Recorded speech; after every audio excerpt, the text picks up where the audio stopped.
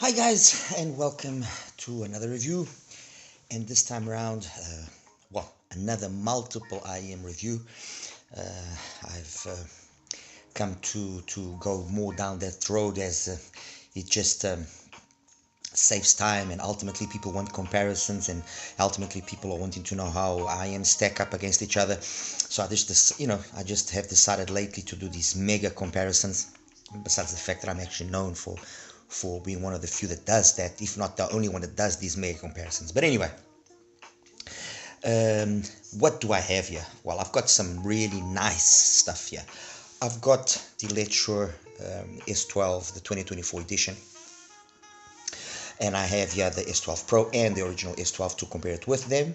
And I've also got here the S8. I don't have here the S15, not that I don't own it. I do own the S15, but I was thinking of doing then a second review where I focus on all the top of the line IEMs, namely, yes, the S12 2024 edition, the limited edition.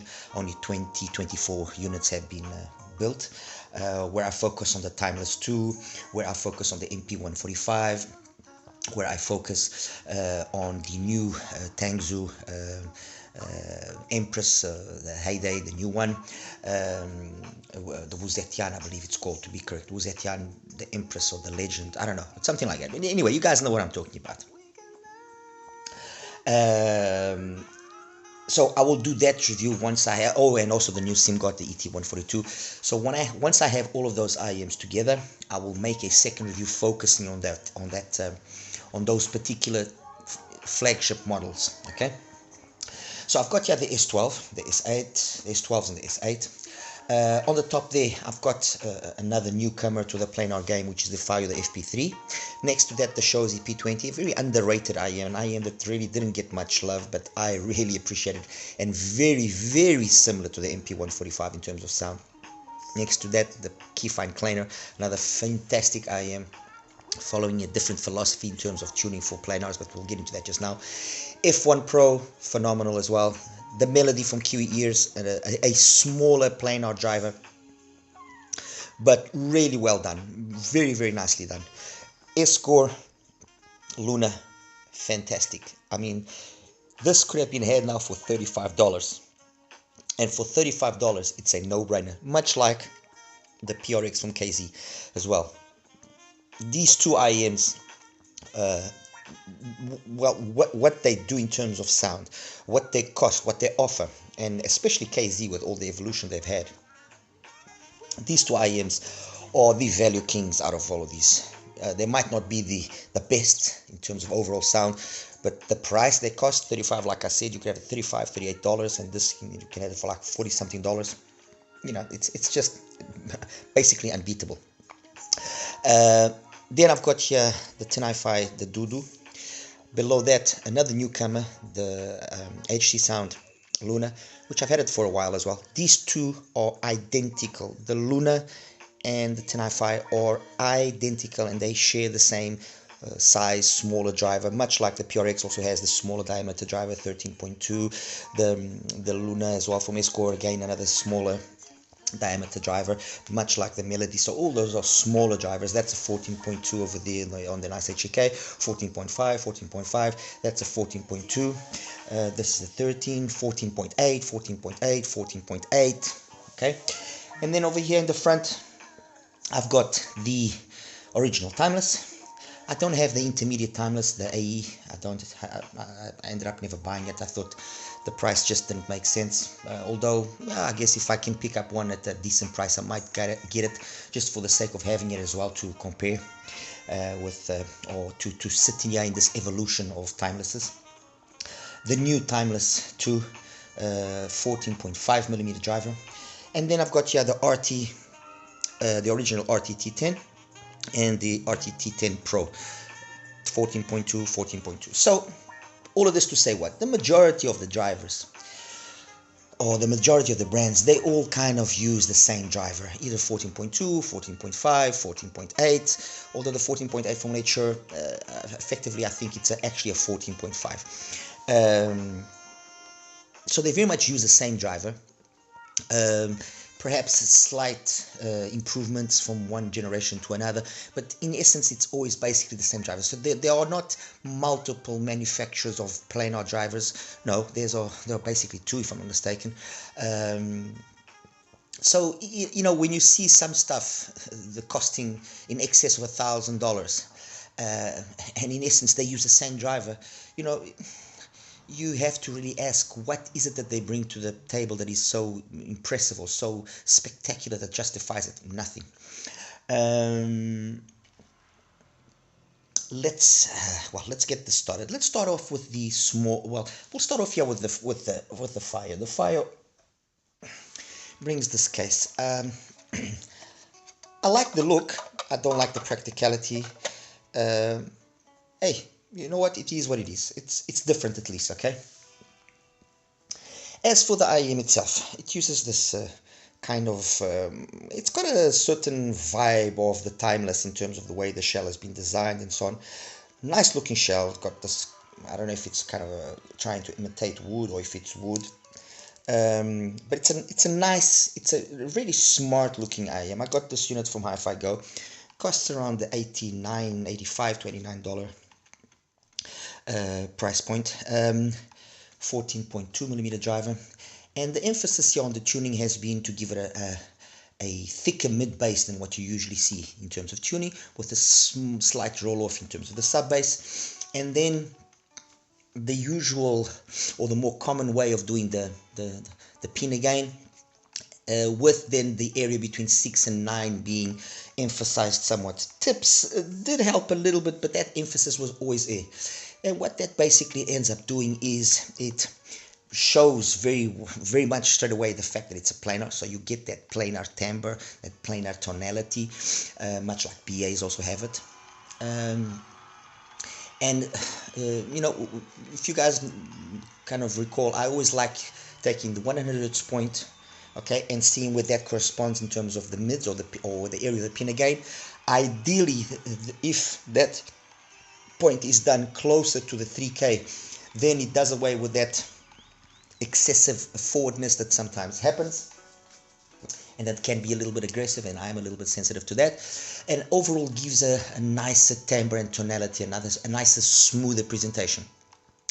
And in ideal circumstances, all the frequencies above then that point should be dropping, so that when you take the 100 Hz point and you compare and see where the 4, 5, 6, 7, 8K is, that there should be at the very most at the same level or below.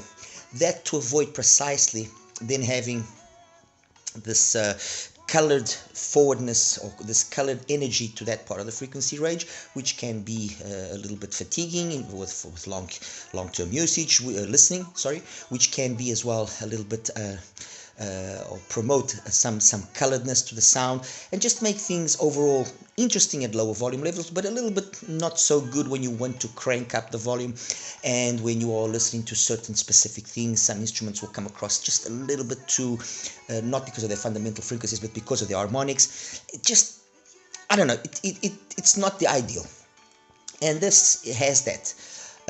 It is somewhat mitigated by the fact that you got that thicker mid bass. Okay, that mid bass bump, which kind of helps control that extra energy up top, and you know, ultimately, I'm not going to say that it's bad or that it sounds wrong or something. No, it's decently engaging. The issue with the FP3 is that it's come late to the party, and you know, having come late to the party, well, the brand, and in this case particularly FiiO, they should have learned to, okay, we have to make something which is going to stand out in a positive manner, and not stand out in a just another IEM kind of manner, which is what happens here. And on top of that, also be surpassed by the performance of many others. So it becomes difficult for me to kind of justify. I mean, if you want to have it because you're a FiiO fan, fine, fantastic, amazing, you know, go for it. I bought it because I was curious. I wanted to see what it was about. But in reality, it wouldn't be, and it's not my. It's probably one of my last choices when I have all of these IEMs here. Okay. The build quality, like I said, fine, it's perfect, it's got the FiiO quality. Accessories are fine as well, it's got a nice variety of tips. The cable is not a bad cable, it's just got this springiness to it. That you see the springiness to it, it's just a little bit disconcerting.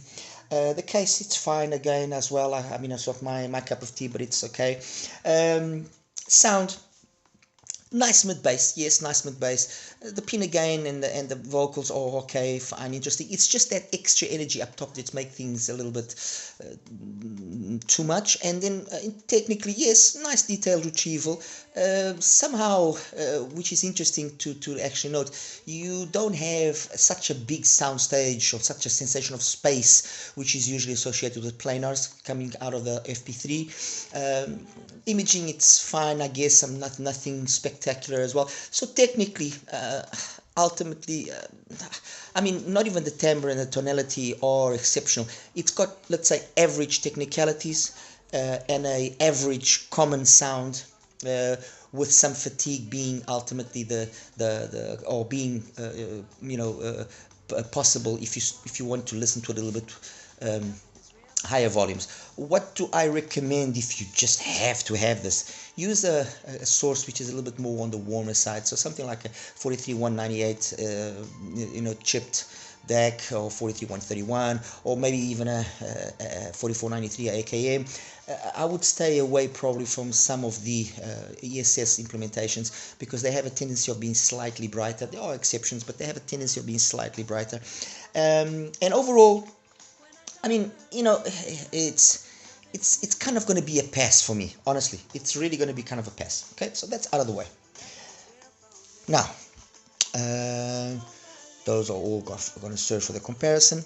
Yes, let's talk now here the Luna from HZSOUND. HZSOUND as well decided to enter the Planar game, and I mean, yes, look, let me get here the tin HiFi and pick up here the right side as well. Guys, guys, this is the same shell. It's the same IEM. Everything is the same. What changes is the faceplate. Okay, same driver. I would say that there's perhaps a nicer cable on the side of the HZSOUND. This is the stock cable. It's got the exchangeable terminations. It's got where is the case? Oops, sorry. Okay, here is the case. It's got a nice case. There are the exchangeable terminations. Decent tips. I mean, they did their work there in terms of the of the accessories. It costs around as well between $89 and $100. It depends on where you get it from. This unit, I got it from Keep HiFi, if I'm not mistaken. And in it, like I said, the sound is very much the same sound as the 10 HiFi. It's got a nice, satisfying bass. Yes, no issues there. It's just again that area of 6, 7, 8K that's just perhaps just a little bit overly done. Coupled with a pin again, which has a little bit of a peak, but doesn't really get in the way. The bass is very nice. There's no bass bump in the mid bass. It's a smoother bass, more emphasized on the sub bass. It sounds, again, very much average. There's nothing to make it stand out. There's nothing that you will say, okay, this has got something different in the equation here. It makes it stand out as unique or special or something of the sort. No, it doesn't. Technically, it is more capable than something like the FP3, which I just talked about. It does have a decent sound stage. It does have a decent imaging capability, detailed retrieval, resolution. All of those aspects are nicely done, and it is less fatiguing than the FP3 because that energy level, although still elevated, it's more subdued. There's just a better overall balance on the sound. How can I say this? I mean, it's nice because it's nice to see HZSOUND trying something or entering the market in terms of the planars. But much like FiiO, they did it a little bit too late. They should have come up with something a little bit more novel, a little bit more differentiating to justify it. I will say, however, that for some reason, and it might be down to the faceplate interacting somehow with the rear output of the driver. This does somehow, you know, resonate in a way which makes the timbre and tonality a little bit more pleasing than on the Doodoo from T10 HiFi. So I would say that the timbre and tonality, for the most part, although not exceptional, it is a better timbre and tonality than the compared to the FP3, and maybe just ever so slightly more capable than the Doodoo as well. Soundstage, like I said, imaging, detail retrieval, or fine, or better overall again than the FP3. But once again, I'm faced with a situation where, although it is an interesting IEM, it's got a nice faceplate, nice accessories, you know, it just doesn't do enough, or doesn't have enough going for it for me to say, no, this is definitely a standout and it's worth it, and, you know, go get it. Okay. All right, I'm gonna do a quick comparison here between these initial, actually, let me get these smaller IEMs, the smaller driver IEMs, out of the equation. The S8 as well will be included. As I said in the beginning, both the Sgor Luna and the PRX are phenomenal IEMs. For the price, really, they truly stand out. They truly stand out. And in terms of sound, what they lose to something like the S8, and what they lose is that they have a little bit more energy and a little bit more than that planar sound, that planar tonality coming out of them is so minor that, you know, overall I have to put them almost at the same level as the S8. The S8 does have a more DD-like presentation, but when you crank it up, yes, the planar in it does come out. It takes well to EQ, like the others as well do take. Although I don't use it too much, but I do try it out occasionally, and especially with all the reviews that came out, I did try it out to see if it improved. Yes, planars are known for being IEMs that take very well to EQing, especially in the bass.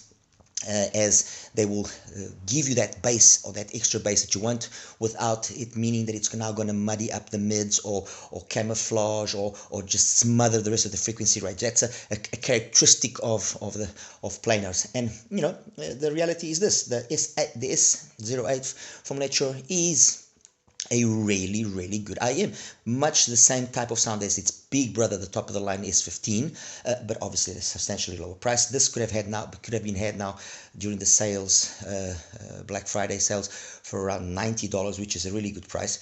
And when you take that into consideration, you know, it is the best of the smaller ones, and does surpass easily the Doodoo and the HZSOUND. It does. I mean, there's no possible comparison there. Okay. The Melody from Kiwiears, it's I believe already been discontinued. At least I haven't seen it available anymore. It's got a very nicely done mids and upper mids and treble, with the bass again following that more mid bass focus like they've done on the FP3. I would say, if that is your thing, yes, interesting IEM. The price, like I said, when it was available, was a very similar price to the S08. So and the HZSOUND, and as well the Doodoo. So probably the second one that makes the most choice out of these more expensive ones. As for the PRX and the Luna, it's the Sgor Luna this time around. Look, guys, they have a more DD-like sound, yes. They only kind of lose slightly their composure once you really crank them up. But even then, honestly, both of them are superior to the Doodoo and to the HZSOUND Luna. Very much so. And apologies, guys, my battery died out. Anyway, as I was saying, the PRX and the Sgor Luna are both superior to the HZSOUND Luna, the T10 HiFi Doodoo, and ultimately also more engaging and satisfying than the Melody. Not detracting anything from the Melody, because it is a genuinely good IEM, But you know, these two have their price point or their price availability going for them, and it's very difficult for the Melody to beat that. It doesn't have enough to surpass that. As compared to the S8, these two are very capable of keeping up very much with the S8. The S8 will only edge them out in terms of being that extra little bit more polished. But trust me, it's not a day and night difference or something that's going to be, you know, drastically different. Okay, anyway, so let's get these ones out of the way here so that they don't bring here some confusion to this whole thing, and it also helps us clear up a little bit more this whole show here. Okay, so that's that. All right. Okay, and the Melody as well. There we go. All right, all of them, or well, some of them are out of the way here. Let's just now bring these a little bit over to this side so that we can talk a little bit more about them. We'll get the FP3 out of the way as well. All right, let's talk now Letshuoer. Guys, what can be said? Letshuoer in the S12 along with the Timeless, they were the granddaddies of this whole thing. I mean, Timeless was the first time we saw a properly done IEM in terms of a planar at a price which was affordable and reachable to many people, you know, yes, it had its flaws, much like the S12 also had its flaws, but the reality is both of them, they laid the ground and the foundation for all of the IEMs that we have in terms of planar, all of them. While on the S12 we had a sound which was a little bit more modest in the bass, and then yes, the mids, upper mids and treble had the typical and expected planar vibe going for them. The S12 counteracted that somehow by giving us an extra amount of bass, which is noticeable, and then keeping the rest very much the same, maybe a little bit of more energy in that 6 to 9K area than here, but overall, you know, it wasn't there that you saw the biggest difference. It wasn't the bass, and that bass in turn made you know, the pinna gain and the peak of the pinna gain plus that area there of the 6 to 8K or 6 to 9K just come across in a more pleasant manner. And for good measure, there was then the Z version by Z Reviews, which was, well, I don't know how to put this to sound nice, but I've got the Z version, guys. I do. Okay. There you go, so you don't doubt me. Supposedly, it's got an extra 2 dBs or 3 dBs of bass, supposedly. This particular S12, and I've got 3 of them, okay, have all got more bass than the Z, but this particular one has actually got 3 dBs more than that, while the other 2 S12s I have got basically the same bass as that. So this one is actually, let's say, the bass here of the S12s. And all of this is down to, obviously, driver variants and so on and so forth.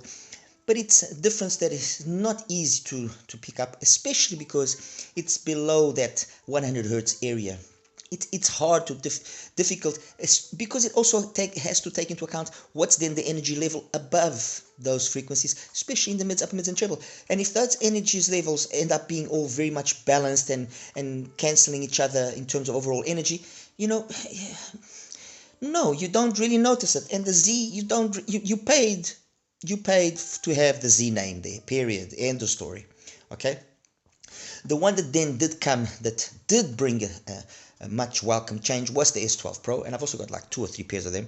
The S12 Pro has got a little bit extra more sub bass, again not noticeable, but it's the way that then the mids, upper mids and treble have been done, which has been slightly subdued, especially that initial pinna gain, and then that area gain from 6 to 9K, that makes the S12 Pro more balanced, more engaging, more tonally correct.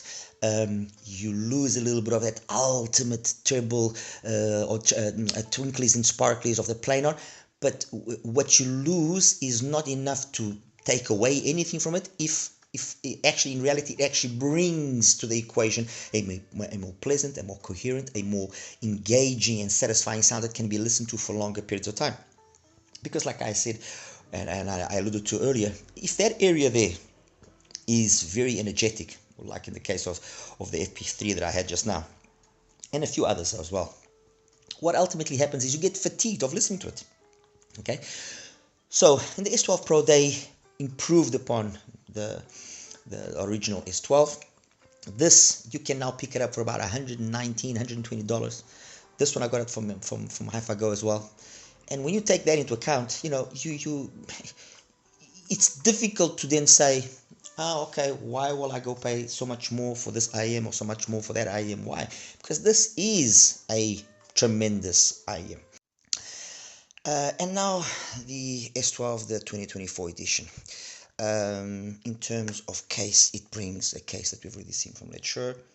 I mean, not bad, not, you know, it's fine. This is a $200 roughly IEM, so it's okay. Nice cable, really nice cable. Terminations are interchangeable. Focus, there we go. And the IEM themselves are stunning. Same kind of shell design basically as the OG S12 and the S12 Pro. If there's any nitpick, is that I would have liked the whole shell to have been this gold copper color. I mean, that I think would have been the cherry on the top and would have really set it apart. I mean, you know, but it's fine. Look, I'm not going to complain. As for the sound, again, what have they done? They have been able to lower slightly that initial pinna gain. So the initial pinna gain has been brought down ever so slightly, so not as forward. But it's the 6 to 8, 6 to 10K area that they've again brought the energy level down, following what they've done already with the S12 Pro. And what that has enabled is a sound which is unquestionably the best sound of the S12s, the most balanced sound, and ultimately an IEM that and obviously when I do that comparison later on, I'll get more into it, but ultimately with all the correctness that the S15 has, with all the neutrality and you know, there's nothing that I can truly fault it. This ends up being a more fun and engaging sound. Okay, the S8, the S08 is kind of also following that neutrality of the sound of the S15 by being, you know, very laid back after the initial pin again, not aggressive, so very DD, very smooth like.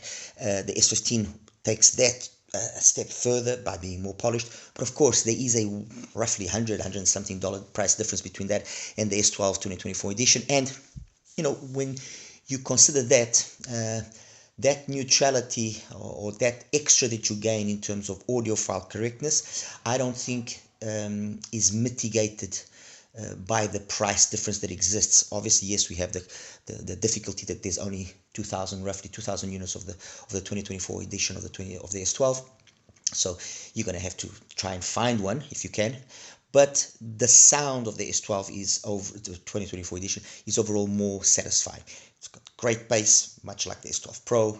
The mids, very nicely done. Male, female vocals come across exceptionally well.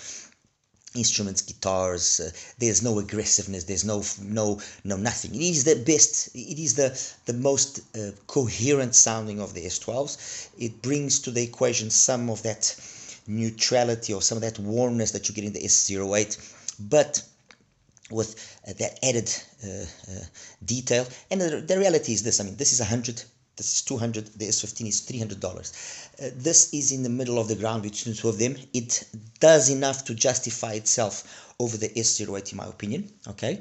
And it almost is capable of doing the same as the S15 in terms of it being neutral to a certain extent when it wants. It scales beautifully, timbre and tonality, really well done. Yes, the timbre and the tonality of the S15 is slightly more correct, but again, guys, trust me, the difference between the S15 and the S12, and I don't want to get too much into it because I want to focus on a review only for those top of the line particular models when the time is due or comes. This is more gratifying. In terms of the overall technicalities, I would say that this edges out slightly the S15 in terms of overall soundstage.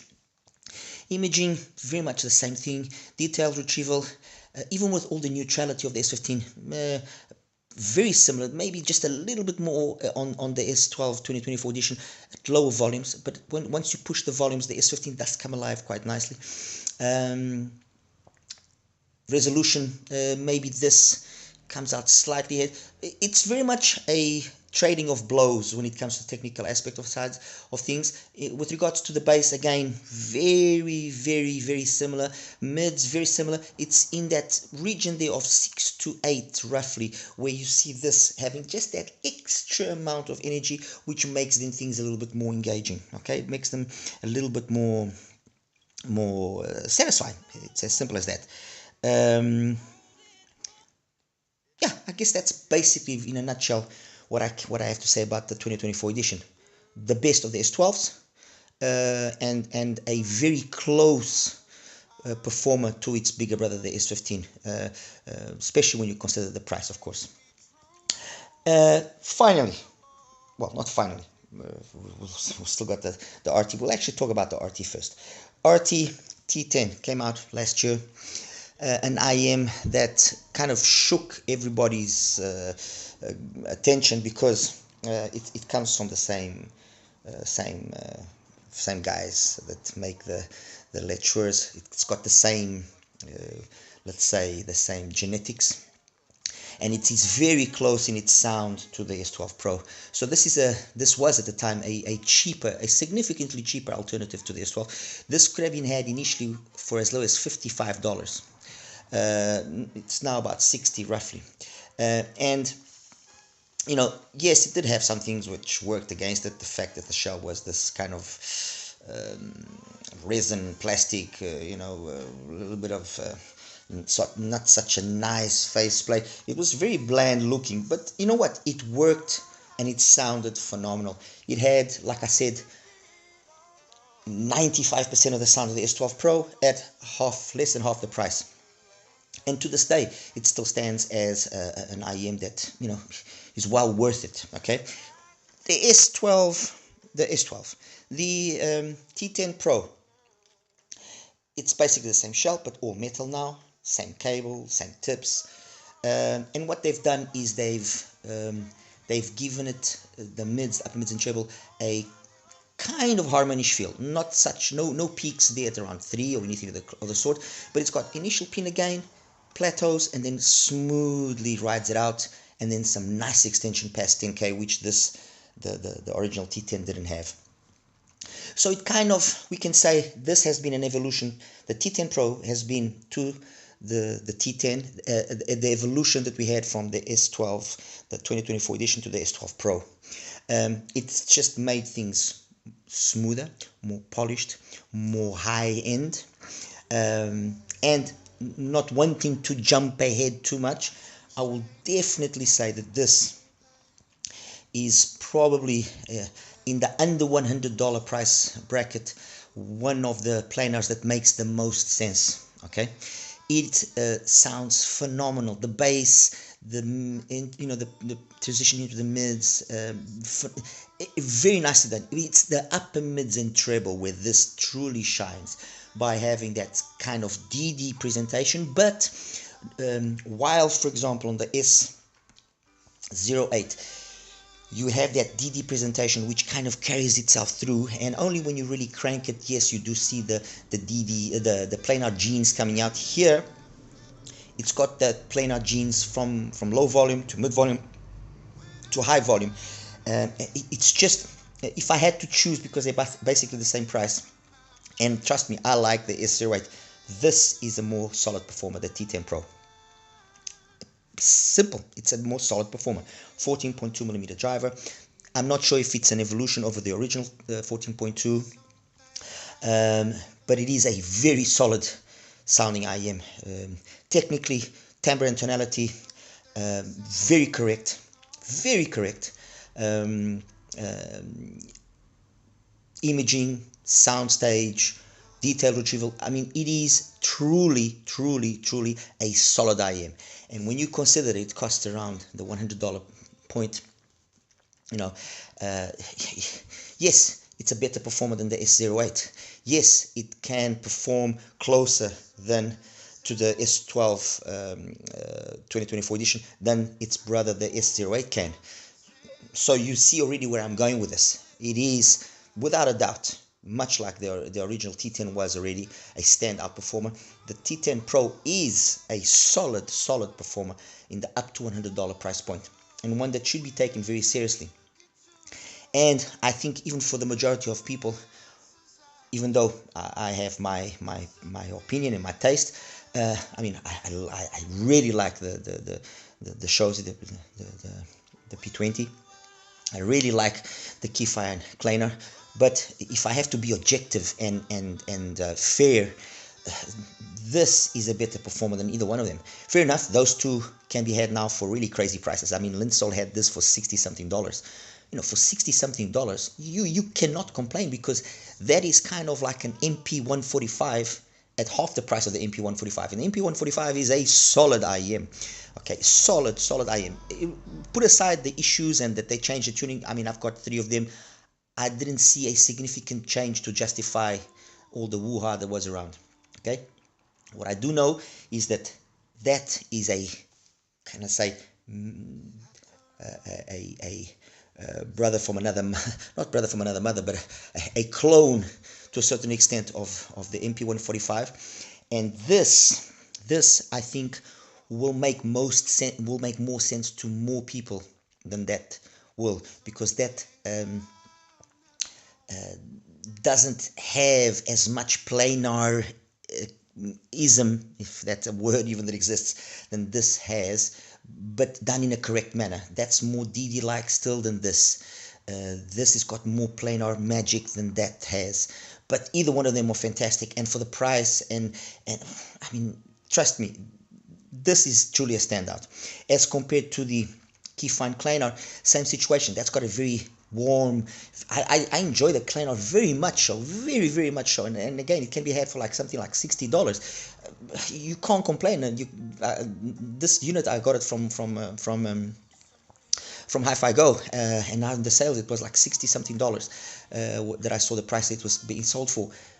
I like it as well very much, but you know, if I'm looking not only at my taste and what the majority of people will like, I think most people will prefer ultimately the T10 Pro. They will, because it is that good, it is that solid. That's the reality. Okay. And compared to the F1 Pro, and the F1 Pro again is an IEM that has a sound which is very similar to the S12 Pro, very similar to the original T10. This is definitely an evolution. I mean, this is a more mature, better sounding IEM than the F1 Pro is. It will give you that planar, magic without you having to go and spend the world. Okay, that's the reality. So there you have it. T10 Pro from Artti. Solid IEM. Solid. Really well done. Okay, and then finally now we have here the other star of the show here, which is the Timeless and the Timeless 2. The Timeless, I already said, it was the granddaddy, the one that started it all. Fantastic IEM, has its flaws, you know. The AE, yes, was an improvement. I did listen to it, but I don't own one. I was borrowed one by a fellow friend of mine. But I definitely, now that I'm thinking more about it, I definitely must get it, because it makes sense to have. It definitely does, just to at least help you guys out. So if any of you have one and you want to sell it for a nice price, you know, yeah, remember me, Tony, I'm a nice guy, okay? Anyway, the Timeless 2. Case, really nice. Already the original Timeless had a beautiful case, all metal, weighed the ton. I mean, you could throw that thing at somebody and you'd probably kill him. This again, all metal, really nice, solid build. It's got the exchangeable terminations for the cable. We'll get into that in a second. Accessories wise, it brings loads of tips, okay, loads of tips, and then it brings exchangeable nozzles, which is something that not all planars have. But I want you to pay attention to, let me see if I can focus this. Okay, it brings these standard ones here first, normal. There's just a slight difference in the diameter of the actual tip inside, okay, the diameter, internal diameter. And what the tips do, this gold one has a bigger peak, that bigger initial peak at around 2K is bigger. The silver one, which is what I've got on there, has got it lower, and it then lowers as well the whole of the frequency range after that. So it makes for, yes, you could argue perhaps a slightly less planar experience, but one that for me approximates its overall sound very much to the S12 2024 edition, and it's my preference, okay? But the thing here which stands out is these other tips on nozzles. If you look at them carefully, they are inspired in what is used in some drivers in speakers, which is a phase plug. And what that phase plug does is change slightly the way that the upper mids and treble are executed. The Timeless 2 was a long time in development. It was supposed to have been launched about a year ago, but it underwent some positive changes. They changed the driver out for this new one that they have now here, which is a 14.5 as opposed to a 14.2. I don't know if this 14.5 driver is the same as the one used in the Shozy. My God, I don't know if this 14.5 millimeter driver here is the same as the 14.5 of the Shozy, or the 14.5 as of the Planar, or the 14.5 of the Letshuoer S15 and the MP145. What I do know is that it's apparently a new driver in terms of how the coating of the diaphragm has been done on both ends. Apparently the magnetic system and the magnets on either side of that diaphragm as well have been improved. So it seems to be an evolution, like I mentioned and like I said earlier. The drivers are basically always the same. There's an evolution in those drivers. But going back here to the plugs, or to these, the nozzle terminations, be it the gold ones or be it the silver, they basically graph the same way, and I didn't hear or listen to anything different. Did I enjoy them? Yes, I liked it. They both have the same sort of peak in that initial pin again as we have here on the gold nozzles.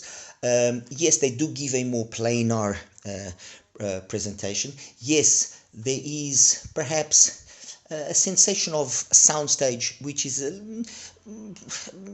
maybe brain induced, but maybe slightly bigger than the silver nozzles that I've got on there. Oh my God, this thing. But overall, for me personally, I prefer the silver nozzles. Okay, I just think the silver nozzle just worked perfectly with me, and I'm not gonna complain. As you can see, like I was showing, loads of different tips and so on and so forth. They've got these tips which are kind of their own proprietary tips, somewhat similar to the SS tips from Duno, but they're a little bit too soft, and they kind of end up crampling too much for my liking. So I ended up using the ones that also come with it, which is these like Kiwiears sort of 07 tips. The shell is basically the same. It's got this really nice finish here on the face plate. Fits beautifully, although it's got this crazy disc-like form to it. Nice cable, better than the original cable actually of the Timeless. And sound, again, a solid evolution. It's got the bass that the S12 original, S12 Pro and S12 2024 have. So a significant improvement over the bass, which then helps out in terms of how the mids, upper mids and treble do come across. So that peak that we have, that initial pin again, although it kind of approximates itself maybe a little bit more to the likes of the S12 Pro, it just comes across very smooth, very nice, and the presentation is just very high end. If there's one thing, look, how can I put this? Truthfully, the majority of the IEMs I've shown you here, they don't sound bad. It's not that they sound bad or they sound, But there are IEMs that when you put them in your ears, yes, you do find that the sound is just more elegant, more mature, more well executed. Something like the FP3 just cannot compete with this. Something like the Luna from HZSOUND or the Dudu from 10 HiFi, it just cannot compete.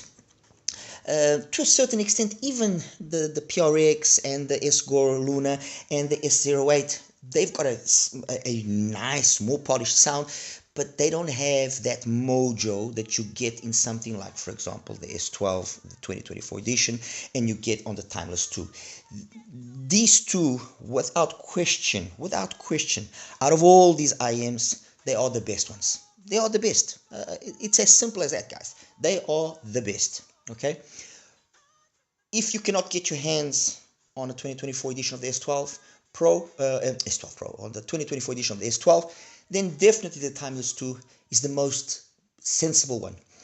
And if you can get, then it's a question of what you want, what you prefer, what look, what, you know, because they have a very similar sound with the nozzle that I have on here.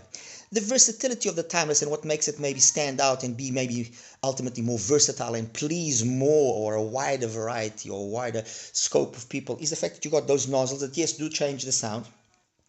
And that then justifies it, you know, in a more solid manner. It justifies its roughly $200 price point. It's cheaper than the AE, a little bit more expensive than the original Timeless. And that's what makes it, like I said, be the best, along with the S12, the 2024 edition, out of all of these IEMs.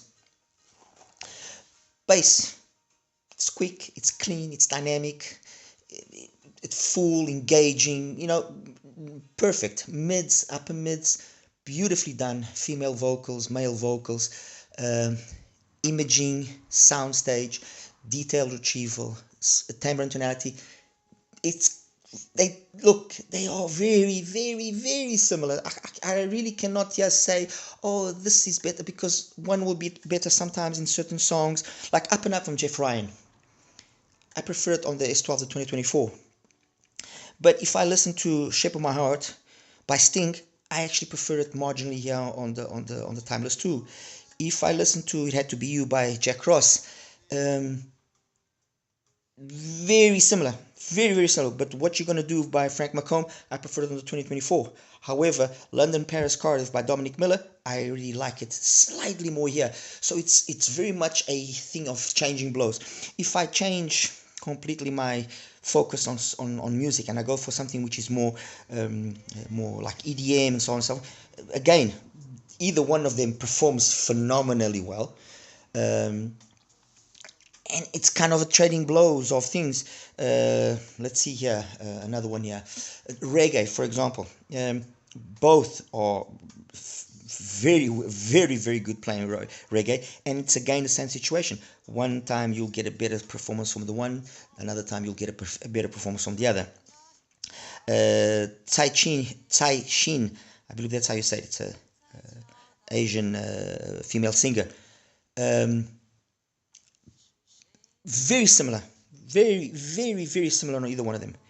Let me see another one. Let me see another one that can help again us kind of position things a little bit more. Tanja by Amber Rubarth. I preferred it on the 2024 edition of the S12, but not by much compared to the Timeless 2. Rise by Dominic Feel-Aim. I preferred it on the Timeless 2. So guys, what I'm basically saying is these two are very, very competent performers. There isn't day and night differences between of them. It's all minor, slight nuances, how the IEM will fit your ears, what tip you're using, what source you're using. I found as well, and well, for the majority of these, I found that the FiiO, the Q15 and then the Yuki were ultimately the two best performers. I did also try it out with the the Runabout 5 with the TP50, the combination, and again they basically all of them really sounded very, very good with that combination. So my recommendation is, if you have an ESS based source, choose it carefully. Okay, those sources will perhaps demand you pay a little bit more attention to the tip you're using and to how the IEM actually integrates itself into your ear for you to get the maximum out of it without getting into that point where then the timbre and the tonality or the planar timbre and tonality can be affecting you, which in the case of the Timeless 2 and in the case of the 2024 S12 it isn't really an issue. Comparing these two, then very briefly there were those other IEMs IEMs that I like. Again, they are more polished executions of those. The P20 is very good, but it's got that more warmer, organic type of tonality. The same thing goes for the HiFi and Planar. The F1 Pro is an S12 Pro in essence, so that area of 6 to 8K can be a little bit too much sometimes, depending on how you crank the volume. The S8, again, a more organic, more old school type of sound. Out of all of them, the next one in terms of being up there with these two top contenders is definitely the T10 Pro. Okay, and that in essence basically summarizes everything. The three best IEMs out of this huge comparison that I brought you guys are the Timeless 2, the S12 2024 edition, and the T10 Pro. The T10 Pro obviously has its price going for it. Nevertheless, I would say that if you buy a T10 Pro and then later you want to upgrade, then definitely the Timeless, because it will be almost impossible for you to get the S12 2024 edition. Definitely the Timeless will be an upgrade, especially because of the versatility that those nozzles do offer you to have then different flavors of planar sound. And like I said earlier, the more definitive comparison between these two and the likes of the MP145, the likes of the S15, the likes of the Sgor, the MP142, ET142, sorry, which I've also just received and I'm now listening to it. So I will do a flagship kind of comparison, okay? But, you know, in essence, I think this has been enough for me to position these IEMs to you guys and to get a solid idea of what the current state of things is in the planar world. All right, guys, I'll show you now the graphs and we'll wrap it up. All right, you take care.